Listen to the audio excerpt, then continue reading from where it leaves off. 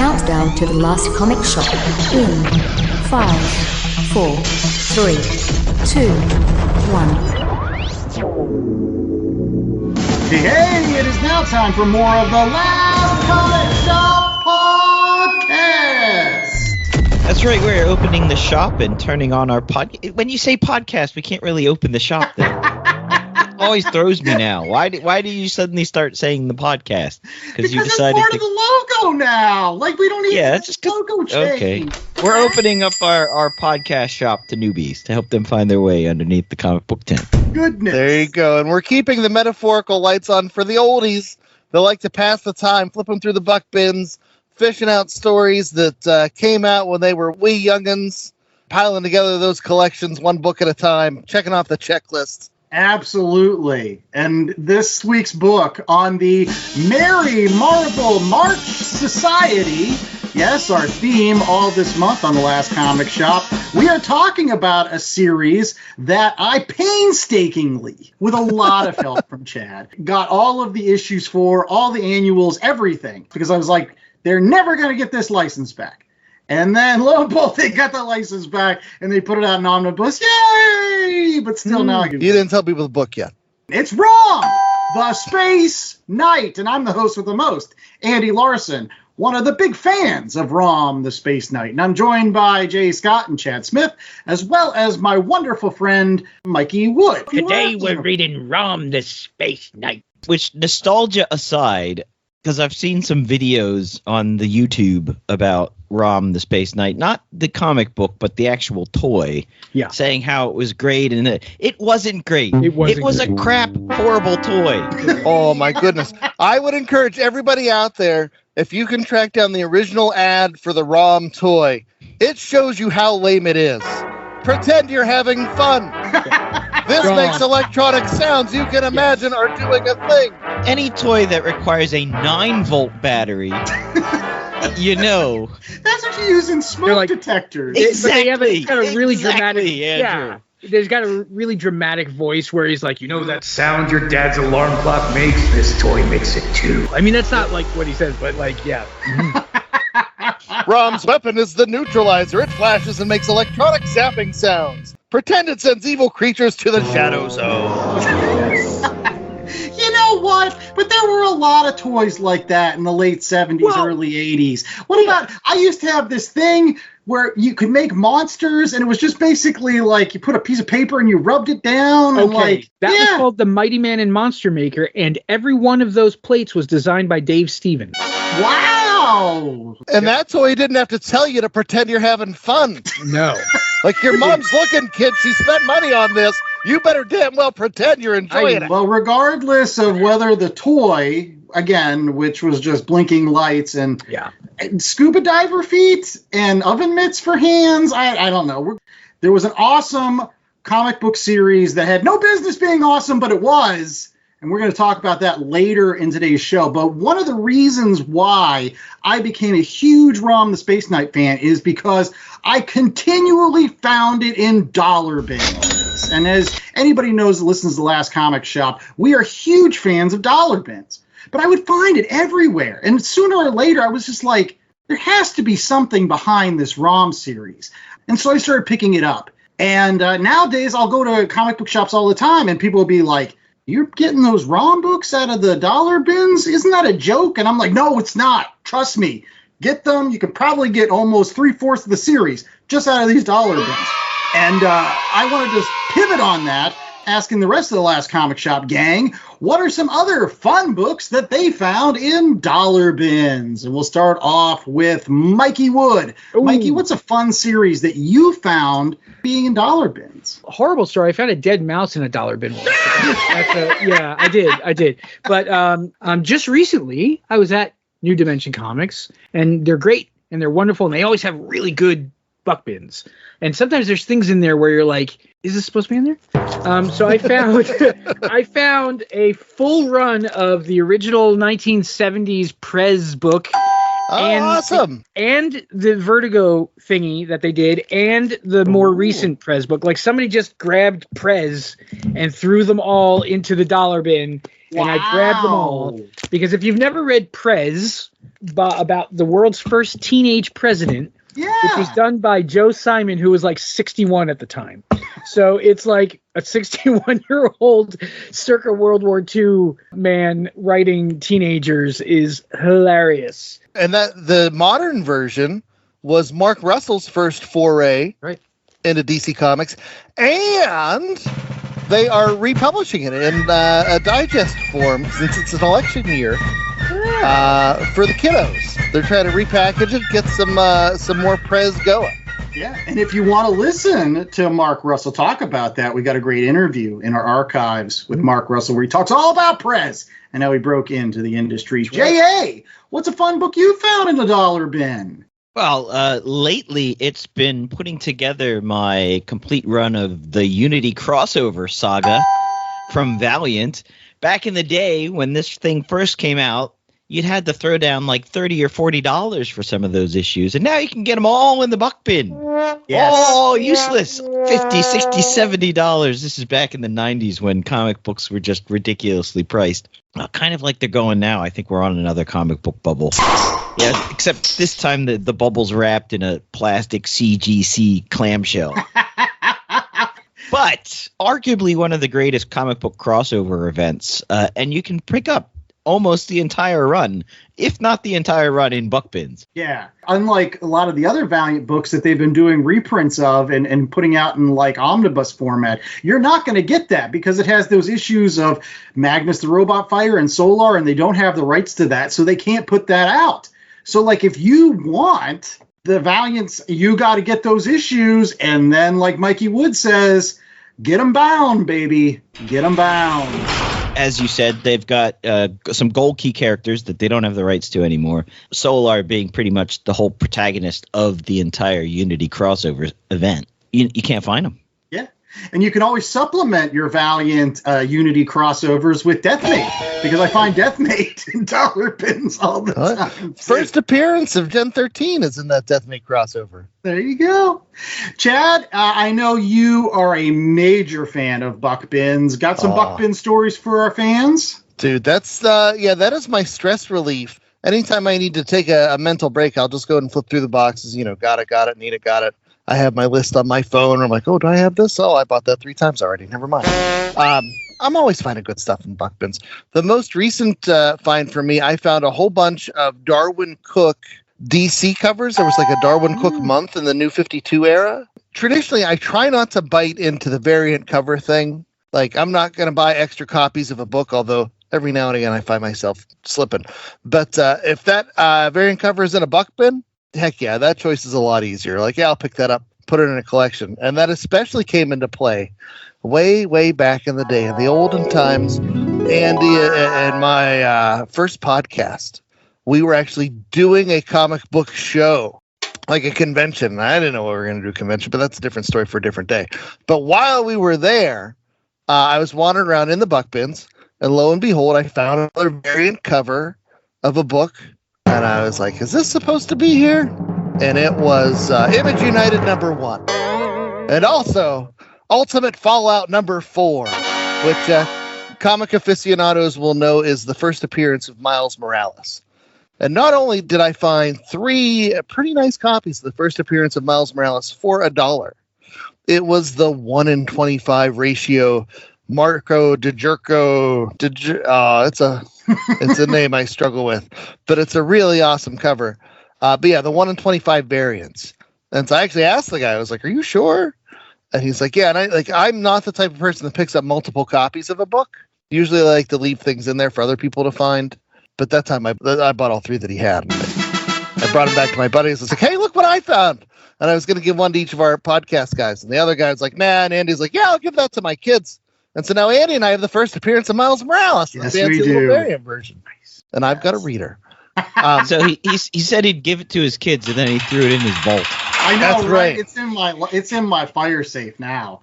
It will be hopefully a book that on the Last Comic Shop podcast on YouTube you might see a slab. We're gonna slab it. I'm pretty sure that's worthy of a slab if it's in a fire safe right now. So, any case, something that's not in a fire safe, but I wish was in there, was some issues of ROM the Spaceknight. Have you accepted ROM as your Lord and Savior? We'll see if you have when we come back with more Last Comic Shop right after this. That just makes this episode more weird. LastComicShopPodcast.com is the destination for all things shop. Plan your week with upcoming show schedules, the latest books, recommendations, and chatter from the crew. Subscribe to the show on all major podcasting platforms from one convenient location. Show your support and browse the merch store. T-shirts, tanks, hoodies for the fam, coffee mugs, magnets, totes, and more. Check out exclusive content through the show's YouTube channel and follow the pod on Instagram, Blue Sky, Threads, and others. All this and so much more at www.lastcomicshoppodcast.com. www.lastcomicshoppodcast.com. Hi folks, this is Sean, Pittsburgh Nerd Podcast. If you enjoy genuine conversation from two guys who love the subjects that they're talking about, you need to check us out. Give us a listen. We're easy to find. Just search Pittsburgh Nerd on some of your favorite podcast catching apps, or you can also check out our vlog on YouTube. Just search Pittsburgh Nerd. We're really, really easy to find.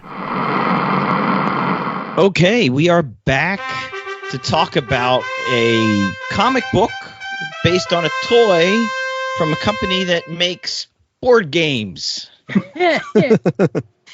And if it doesn't make sense to you, that's just because you haven't been shopping in the buck bins. But it makes sense to us, at least a little bit, and we're going to talk about it right now. So, is it ROM the Spaceknight or ROM Spaceknight? Wikipedia, it's ROM the Spaceknight.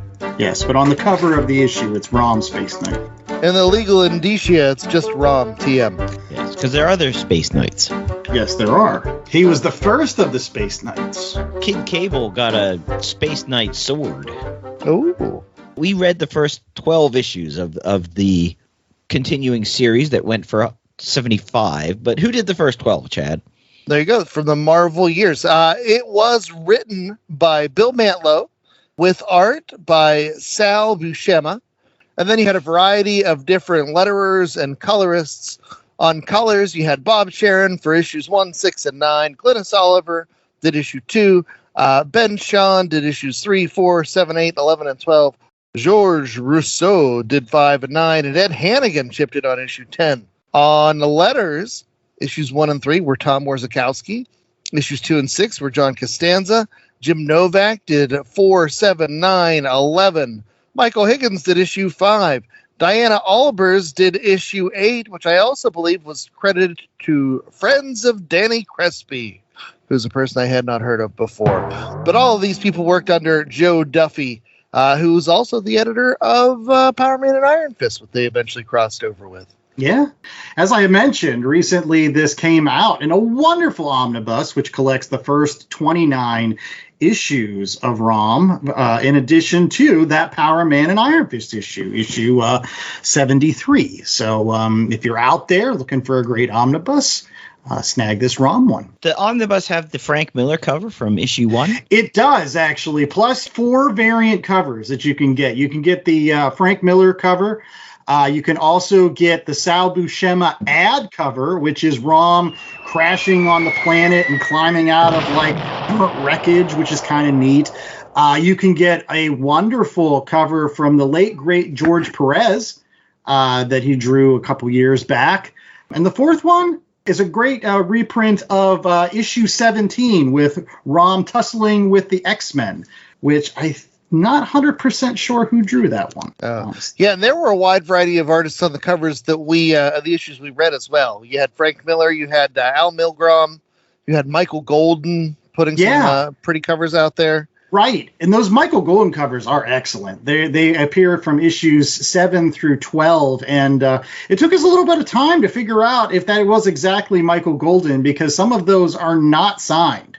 And Chad and I remember talking to Michael Golden, and sometimes he didn't sign stuff. So, but those are great looking covers. And to Mikey's point, I think later on in the series, like other people jumped in and did some awesome covers for ROM, right? Yeah, Bill Sienkiewicz did a bunch of them, and they're beautiful. So that's later on in the run.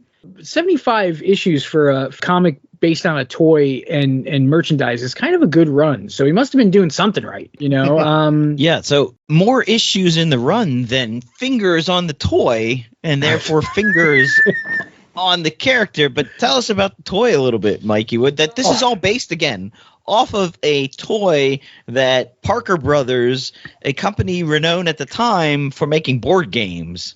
This was their first foray into the action toy market. How did it go? It didn't go anywhere. So now this was 1979. The toy was designed by a fella. His name's Bing McCoy. He designed. That's a name. That is a name. He designed ROM the Spaceknight, but he was also responsible for Electronic Battleship.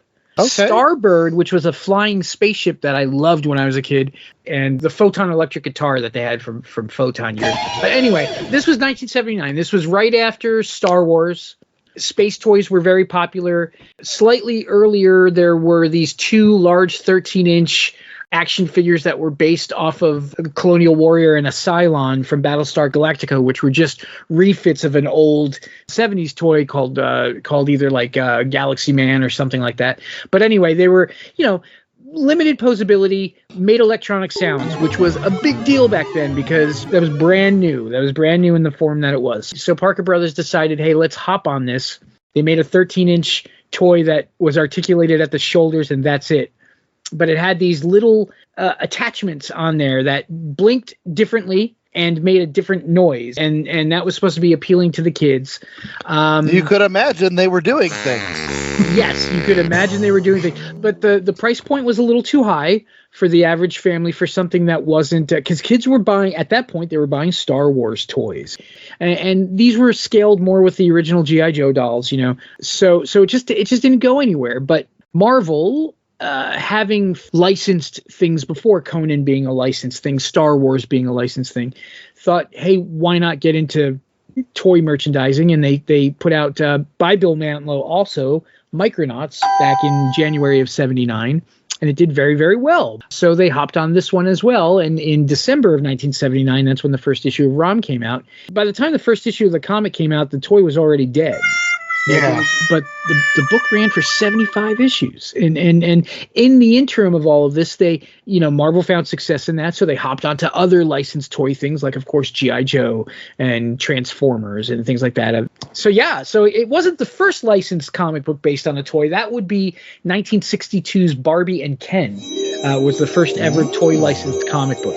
But for Marvel, it was one of their early ones. It's a success story. So it was a success. So Bill Mantlo, by imbuing a toy with much more than just the 9 volts of power that the battery would give it. Andrew, what happened in these 12 issues set in rural West Virginia? So the 10-cent synopsis is that Bill Mantlo, along with Sal Buscema, decided to take this toy and give him a grand backstory. Being originally from the Utopian Society on the planet of Galador. The series details ROM's defeat of an alien invading race known as the Dire Wraiths, which, unlike the technologically advanced Galadorian society, the Dire Wraiths rely primarily on dark magic and the power to change their appearances. Later on, you find out that the Dire Wraiths are an offshoot of the Skrull race, but I digress.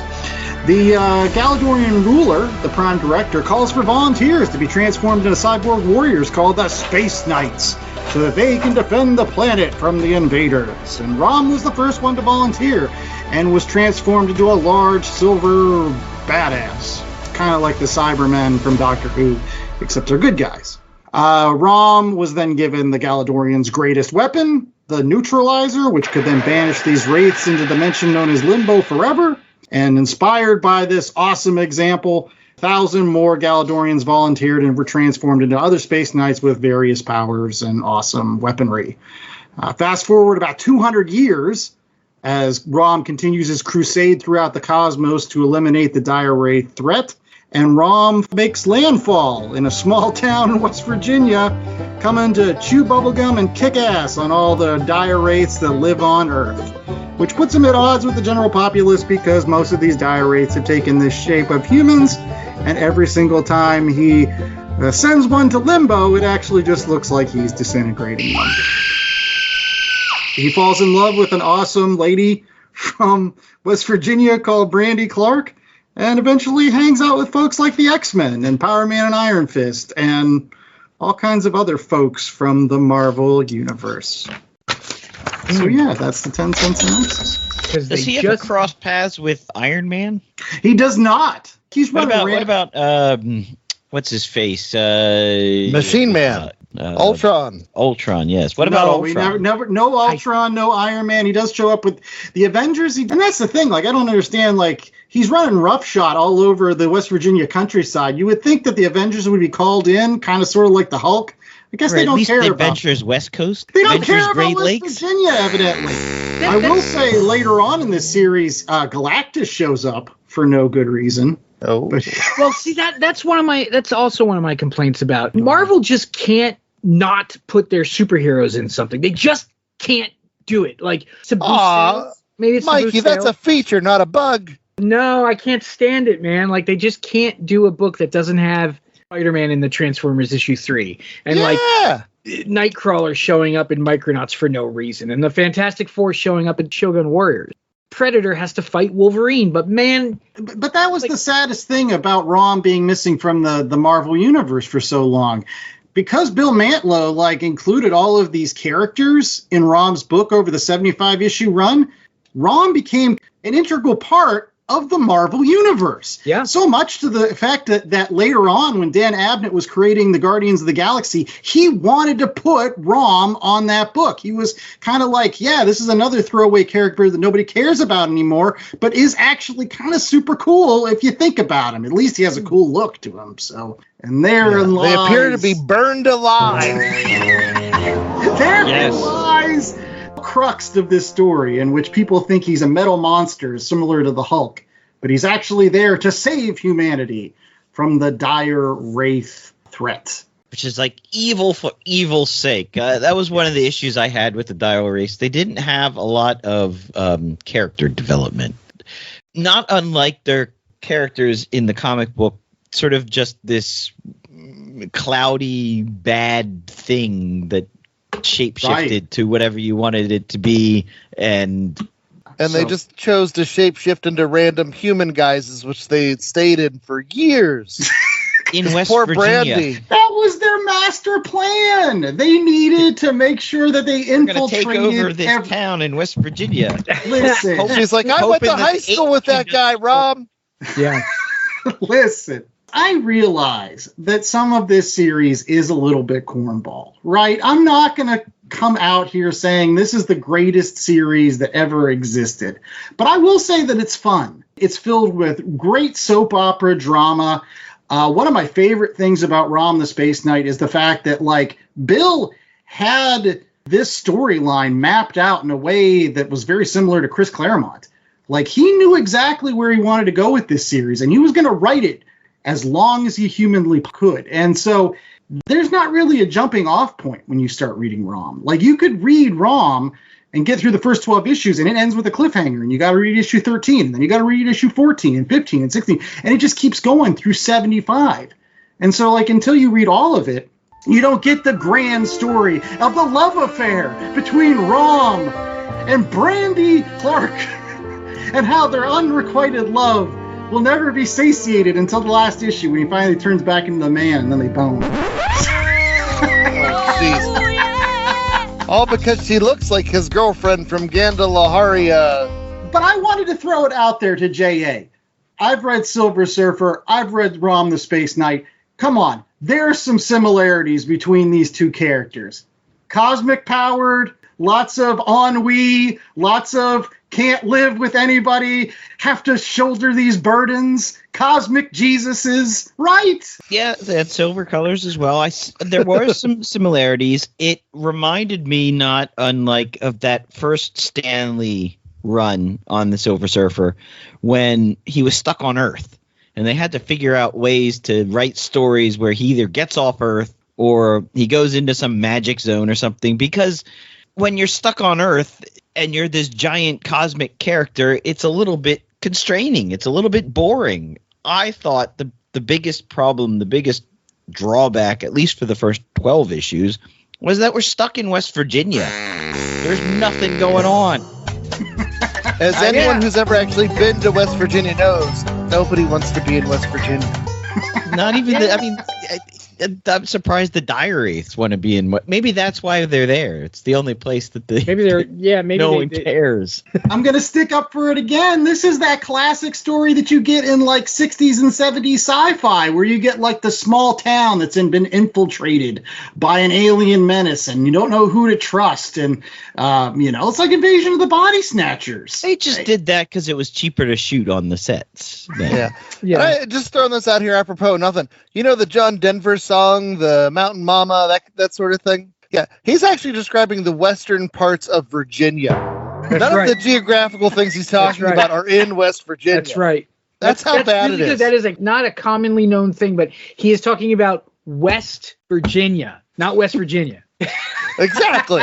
There's a difference. My ROM knowledge is I wanted the toy when I was a kid. Didn't get it. Always saw the comics, never bought them. The first experience I had with ROM comics was actually finding a huge pile of the IDW trade paperbacks for dirt cheap, because IDW had the license for all of that Hasbro stuff for a while, because ROM became a Hasbro license at some point because Hasbro bought everybody. He did, and that's the ROM toy I have. They took ROM and put him with Action Man and put them with Transformers and G.I. Joe into the Hasbro universe. Yes. And so for one of those Comic-Con exclusive sets one year, they actually made a G.I. Joe scaled ROM toy, which is pretty awesome. That was my first experience with ROM, and I actually liked those. I liked those books. There's a gigantic crossover where it was like, G.I. Joe, Transformers, ROM, Mask, everybody involved in this big, giant crossover thing. And it was really entertaining. It was a lot of fun. So when you suggested that we read ROM, we've talked about this before. I think there's something about Bronze Age writing, and I'm not going to say Mantlo in particular because I have every Micronaut thing, and I dig Micronaut. It's just so verbose and so overblown, and it does something that I can't stand. It's like, that car is on fire and there's a woman inside. ROM sees a car on fire with a woman inside. And there's a lot of exposition. And reading each issue after each issue, I found that the thing that happened in the previous two issues, they'd retell in exposition. But I don't think that's a ROM thing. I think that's just a... Well, that's what... Yeah, it's a stylistic thing for comics back then, and I think that's why I never really like them. I can't get... The dialogue is really sort of like, people don't talk that way. Nobody talks the way they talk. And the main villain, what's his name? Firefall? He's not the main villain. Well, he's a villain. He's I just picture... And this is just because Buscema, whose art I really do enjoy, he just everybody's screaming all the time. Like, they're just shouting. Because visually it looks that way. In my head it looks that way. But oddly enough, I kind of want to keep going because it was 1979 and stuff was silly back then. So I don't know. It's weird. I didn't like it, but I want to keep going. Yeah, it's like a few relationships I had. Yeah. All right, Chad. This was a series that I wanted you to read for a really, really long time. Are you on the same boat as Mikey? Okay. I am going to say a couple things about ROM. One, I feel like a lot of us are glossing over the fact that this was aimed at like a 10-year-old market, right? Not only was it the 80s, this is aimed at 10-year-olds. However, this is dark stuff for 10-year-olds. And I think, because Mikey, I'm similar to you in the fact that like I really enjoyed those G.I. Joe comics of the time, which also could have a more serious bent than the cartoons. But I think they had something that ROM is missing slightly. Although I love the Sal Buscema artwork. I do agree with you. Soap opera aspects are fun. They do make you want to keep reading. But I don't think ROM is silly enough. It's missing those moments of levity. And like any of the comedy I'm getting is unintentional. Like when Brandy's like, I only breathed in a little bit of the chloroform so that I could wake up and help my boyfriend. Yeah. Like, that's not purposeful comedy. But I laughed. But no, the more I thought about it, because the first issue or two, I was struggling a little bit. Then I got into the series and I was into it. But so you have this robot guy, and his whole gimmick is that he has his analyzer, which will tell you whether or not a person is a human or a dire wraith demon. And then he has the neutralizer, where if it is a demon, ROM is required to send that demon to the depths of limbo. But for everyone else, it looks like he's burning people to death. Imagine being 10 years old and they're having these scenes where it's being told from the other people's point of view, and like, he just burned that guy to death. And then I started thinking, wait a minute, the stuff that's going on with ROM sounds a lot like hallucinogenic psychosis. Like, you'll hear of these people that believe in their heart of hearts that several people have been taken over by demons, and they're the only ones that can see which ones are demons. And sure, it looks like they're burning people alive, but really they're just banishing those demons to limbo. And then as I read this book as a Fight Club-esque thing where ROM is just some poor human that's having these hallucinations and is actually out there burning people alive while everyone watches. And sure, to Jay's point, all the bad guys in here are comically evil. They're like, we're doing evil things for evil stuff. None of the other people around notice these evil organization people doing evil stuff because it's just ROM. And he's just fucking crazy. It's all in his head. It's all in his head. It's all in his head. And ROM is just burning people alive. That makes it even darker then. Yeah, but why not? If you're going to do it, you might as well do it. It should be like he's ROM and he's fucking crazy. Like, that's right.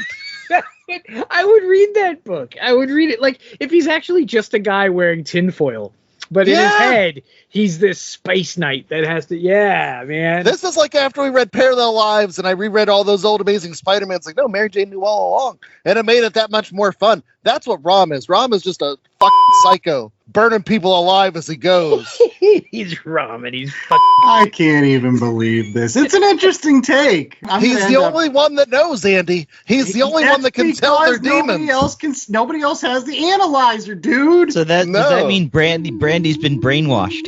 Yeah, she's like in his cult.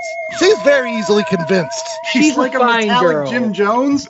What is going let's drink the Kool-Aid, Brandy. They're all diarrhea. Let's not talk smack on Brandy. She's a fine girl. What a good wife she would be. The most noble part of ROM is when he scans her boyfriend. He's like, all right, I guess he's not a demon. I guess, What does that say about the boyfriend? That he's like a human man and he still can't win her over. You're right. That's the great thing about a lot of Bronze Age ideas is because later on you can kind of modernize it, like what they did with like Howard the Duck and the characters that show up in Next Wave. Those are all characters that are kind of like they came out in the Bronze Age, and then you're just like, well, if you tweak them just a little bit, suddenly Omega the Unknown is kind of an interesting character. I don't know, man. This goes for 75 issues. It could have been settled in 5 with some medication and some therapy. That's right. That's right. The neutralizer. Give your mother her hairdryer back. That would be great. Well, we've got more Last Comic Shop right after these commercial breaks with our ratings as well as recommendations. So stay tuned for that. Sorry for ruining ROM out there for the rest of you psychopaths. That's right.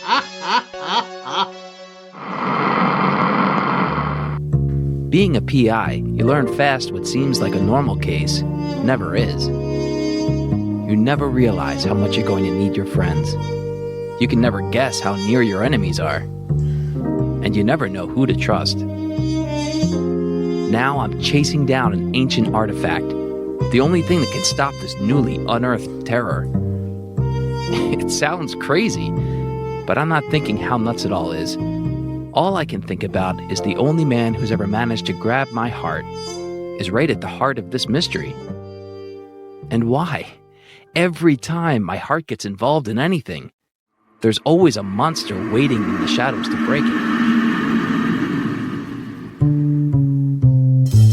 Ripped from the pages of the self-titled comic book comes Dash, a new queer supernatural noir podcast. Follow us on Twitter at Podcast Dash, on Instagram at dash.noir, or wherever you get your podcasts.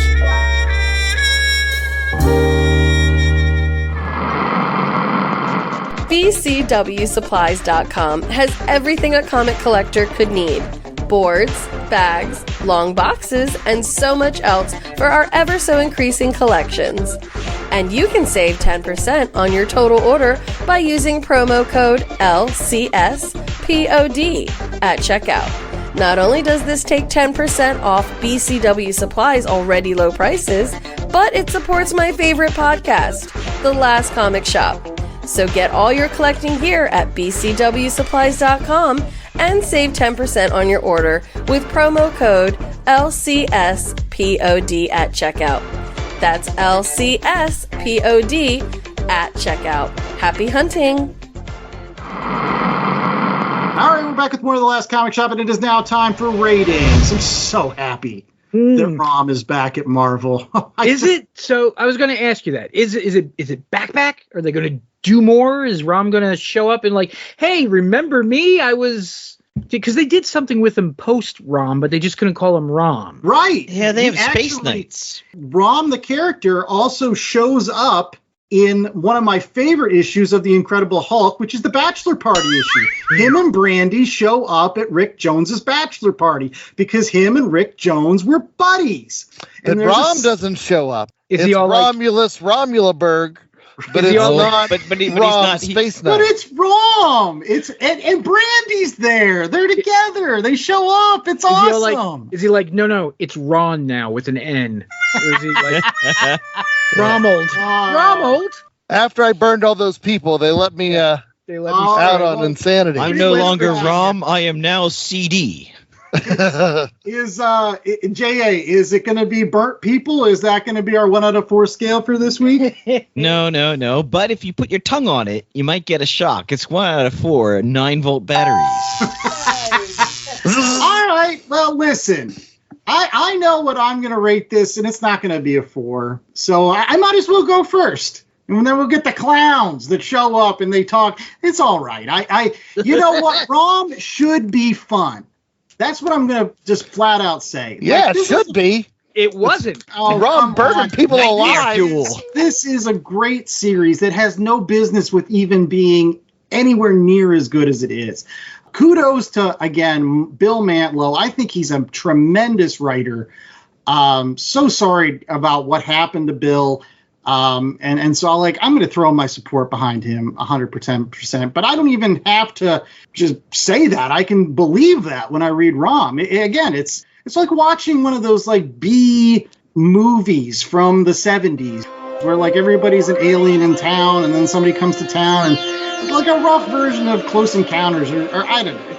And I love those kind of movies. And that's what the feel you get from ROM from beginning to end. There's like evil scientists and like think tanks and he even falls into like a mine shaft and fights a lizard monster at some point. It's all that campy 70s goodness. This is like candy to me. I could never give it less than a 3. And that's what it is to me. It's a 3. It's not a 4. It's not the best series ever out there. It's a good series. You will be pleasantly surprised if you stick with it. If you stick with it and you read it from 1 to 75, you will find little nuggets and little treasures and things that are like, well, that's kind of neat. Like, why not? But you do have to kind of put your brain on the back burner a little bit and just have a little bit of fun with it. If you're not going to be doing that, then yeah, it's laughable, it's comedic. And I do think it is, though, to Chad's point, due for some sort of kind of cool remake. Anyways, J.A. Yeah, I just wish they would have gone into space a little bit earlier. I thought we spent a little bit too much time in West Virginia, and I felt constrained. That being said, some of the stories were interesting. The Dire Wraiths would have been nice to see Magic show up since they're dealing with Limbo, but I guess whatever. I don't know, 2.75 to a 3, 2.75, I guess, batteries. It's a fun read. It's, it has the problem that Bronze Age comics tend to have sometimes where they overtell the story. There's a lot of exposition that's not needed. The biggest thing, and I feel like I'm harping on it too much, is you have this big, noble space knight. Why are you sticking him in West Virginia? Let him go be a space knight in space. J.A. hates West Virginia. He loves space. I know. I hate the western part of Virginia. You and John Denver. Wait. So, yeah, it's adequate. It's well told. Some good ideas, a lot of world building. I just thought the world was a little bit constrained. And it gets bigger, But you've got to, when does that happen? Issue 25? Issue 40? When does he get into space and be and actually be a knight in space? All right. Mikey. Yeah, I'm going to give it like 2 9-volt batteries, but one of them is kind of like on the fritz. But it would be a total 2. I get the feeling that if the battery was changed, it would be better. Like, I feel like it's just kind of getting its legs. It's silly, but books back then were silly, and it's Mantlo. I like Micronauts. I think he has a way of doing something interesting with a lot of stuff. I don't know if he was involved in Crystar, but I also liked Crystar. That was another toy line that tanked, but the comic was kind of cool. Joe Duffy. Oh, it might have been Joe Duffy. Yeah. It's not something I totally like. I didn't totally hate it. It didn't grab me yet. Like, I dig ROM. I like ROM. I think the Wraiths become more interesting later on. The Skrull connection's kind of cheap, but kind of expected. But so we'll see. I'll keep reading it because why the hell not? Right? I'm not going to buy the omnibus. I almost did. Wow. I almost did. Damn it. I did. I almost did. I'll tell you what. I mean, they've already got second volume coming out, and I noticed that they only went up to issue 50 in the second volume, so they could put out a third volume. I think they could have got the entire run in 2 volumes. No. Marvel's omnibus thing. Can we just segue for a second? Marvel's omnibus thing pisses me off because reprinting all of the Dark Horse Alien stuff. I got the first one for like $65, and then the second and third and fourth ones are like $250. Stop them from being able to republish then, though. Yeah. Right? If they lose the license in the future, can they, like, certain books you can republish, because if they're in the interior pages but they're not on the cover or something, you can republish, or they're like, there's a percentage, right? It's weird though. It's in the agreements, and so that's listen, this is advanced collector mentality. If you ever see books with celebrity likenesses or with crossovers with other companies, chances are really good that those aren't going to be reprinted, because a lot of the agreements to use those characters, are one-shot deals. Like, I was listening to a thing with the Saturday Night Live, the Primetime Players, and Marvel Team Up. Yeah. You'll never see that issue reprinted because the permissions that they got it was a one-time deal, and all the proceeds had to go to some charity unless they pay to get that license redone. That's like the Uncanny X-Men Volume 2, which they have yet to reprint for God knows reason. But when they do reprint it, they're going to change the cover spine. Oh, yeah. That goes without saying. That's why you print your own. Print your own spine. All right, Chad, you were the one with the most interesting take on ROM. How does that equate into a rating? Yeah, so I want to start off by saying I don't think this was bad. I genuinely think this is something that was aimed at kids. It did not speak to me nearly on the level of G.I. Joe books from a similar time. But I do love the Sal art. And whereas it was tough to get into at first, there were issues I genuinely enjoyed. And that soap opera aspect is something where, I read through issue 12 and I'm like, oh, wait, what happens next? With that said, like, the overall tone I did think was dark for a kid's book. I thought some of the things that are going on there, like, that is nightmare fuel, where it's like, no, only the Space Knight can tell with his analyzer who's real and who's not real. And then those are the people he's got a bird doing a Chris. I love it. Yeah, so dark stuff. Did I enjoy my time with it? I absolutely did. Am I going to go through and read the rest of the 75 issues like I told you I would do last year? I don't know if I'm going to do that. It's hard to a little stop. Bit of a slog. Yeah, but I did, so I'm ready to move on to the next thing. I'm going to give this a 2.5. I enjoy it for what it is. I can tell why the ROM devotees out there enjoy ROM. I could see sparks of that. But at the end of the day, moving on. All right. Well, one thing that we hope that you move on with is our recommendations. Comic books that you can pick up in addition to either the ROM Omnibus, which is out now in comic book shops in a variety of awesome covers, Volume 2 coming out soon, or you can just find a bunch of issues in dollar bins as long as you can find one. Issue 1 is still pretty pricey. By the way, missed opportunity, call it the ROMnibus. Right? Come on. It is true. Omnibus. You got issue 1 from my buddy at the. I did for $15. That was a steal. Good guy, that guy. Well, we're going to go ahead and start off with Jay Scott. So, Jay, what you got for us this week? Okay, well, it's a good thing that ROM is not a robot, but a cyborg, because if he was a robot, he would get smashed and killed by Magnus the Robot Fighter. I am recommending Magnus Robot Fighter, the original Valiant run. That's from the early 90s. You can pick up the first couple of trades pretty cheap on Amazon, $4, $5, $6 around there. And that covers sort of the introduction of Magnus the Robot Fighter in the year 4001, where he's fighting robots. So if you don't like robots and you want to see them smashed, get some Magnus. Oh, this got Jim Shooter writing it, and there's like all that free will stuff. And as we're talking about, another great licensed comic. It will not be reprinted. Why? Have you ever read any of the Gold Key stuff? Yes, the Gold Key stuff is very vintage. The newer Dynamite and Dark Horse Magnus, I'm not as much of a fan of. But there are collections of the original vintage Magnus, but they're tough to get. They put them out in some really nice hardback editions, but it's man. I mean, we're talking like you need to take out a second mortgage to buy these things. It's that Russ Manning art. Yeah. Any case, Mikey, what you got for us? From Space Knights to sort of like Space Marines, I guess, or Army, I'm going to recommend the Alien Legion.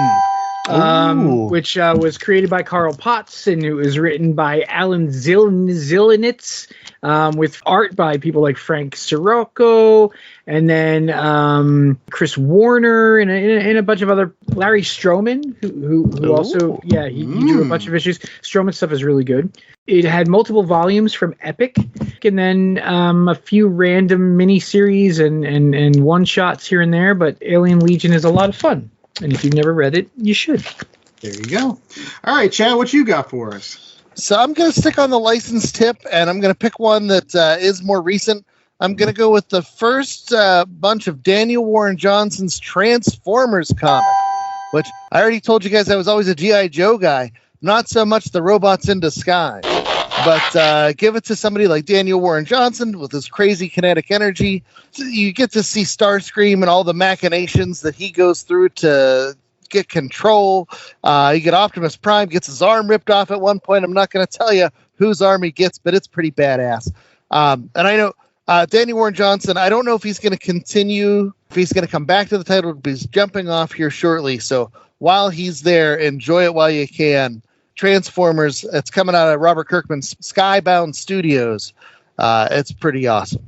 Yeah. And kind of wrap things up, I'm going to bring it back to the beginning of the show with talking about another great series that you can find in Buck Bins, because I found all 4 issues in Buck Bins, and that is Hawkmoon. Jewel in the Skull in particular. It is a 4-issue adaptation of the Michael Moorcock novel of the same name. Michael Moorcock wrote a lot of different novels all about a character that he called the Eternal Champion.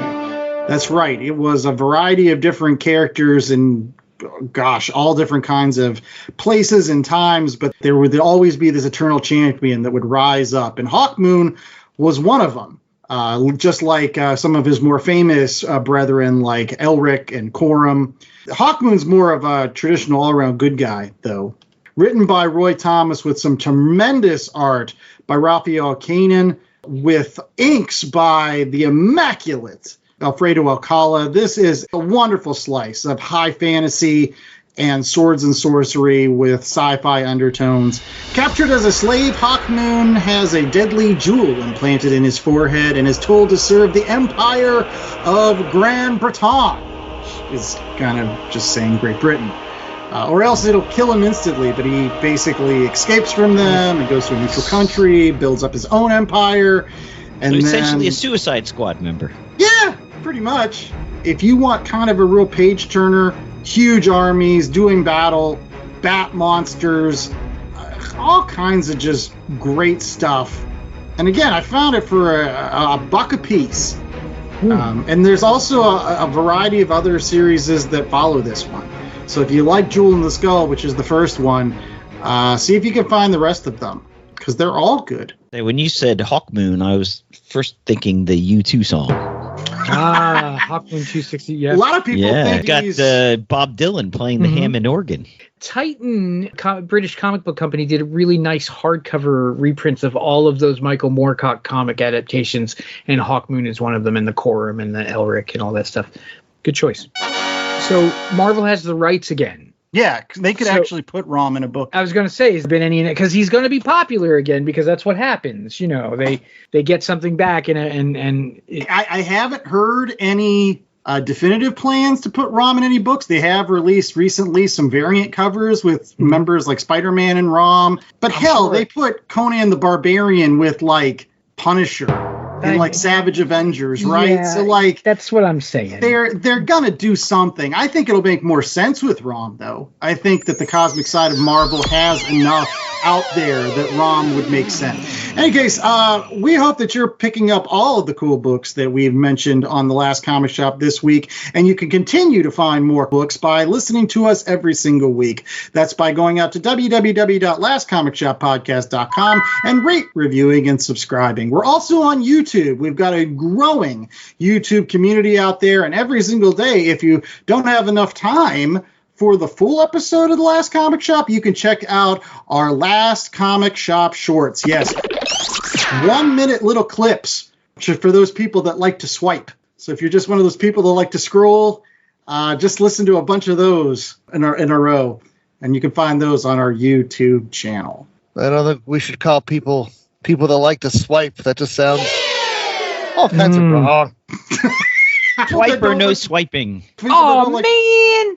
All right. Well, speaking of all man, while we might be the Last Comic Shop podcast, we don't want to be the Last Comic Shop. So we encourage all of you folks out there to hit up your local stores where you could potentially find those Buckmans. We're lucky here in the Pittsburgh area. We have a ton of great shops with a ton of great things to pull from, where you could dig in and try to find some of those old Valiant issues of things like Magnus the Robot Fighter, or Alien Legion, or maybe some of these Transformer copies got damaged with the Daniel Ward Johnson. They might be floating in there, or Hawkmoon by Michael Moorcock, or the book we were talking about today. Or you could just go up to the counter and ask for that Romnibus. But all that and more waits for you at your local comic shop. And then you can always swing back around here and support us picking up some merch. Well, this week, a special on metal armor shirts, but don't wear them too long or they might fuse to your body. That was something we didn't talk about. How the guy became the cyborg. He thought he was just putting on some armor, and then it became him. And it's like, that's horrible. Yeah. There's a real serious body horror going on. I think it's not written for 10-year-olds. Like Bill Mantlo got thrown this and was like, here, make this kiddie book. And he was like, hell no. This is all kinds of creepy sci-fi. I love him for it. What else can people find out there on our website, Mikey, for their comic book supplies? They can find a wonderful discount code for BCW supplies, like all of your boxes and your bags and your backing board, so you can hermetically seal all of these comics that your wife doesn't want you to buy. And and you can get a wonderful discount by just going to the site, ordering your stuff, and putting in the discount code LCSPOD. That's LCS, Last Comic Shop, POD. And that will get you your wonderful discount from BCW Supplies, which are really the best boxes you can buy. They are. The self-sealing baggies. God, I love those things. So good. I know some people hate them, but I love them. All right. Well, we hope that you love The Last Comic Shop enough to come back next week. Until then, I was the host with the most, Andy Larson. I was joined by Jay Scott and Chad Smith, as well as the wonderful Mikey Wood. Stay tuned for more of the Merry Marvel March Society next week. Until then, stay safe, stay ROM-tacular, and if your buddy tells you he's coming to some money, tell him it's better to use a Kleenex. Oh my God, Doc. Oh my God, Doc. No. Sweet Louise. You can't say that. This is a children's show.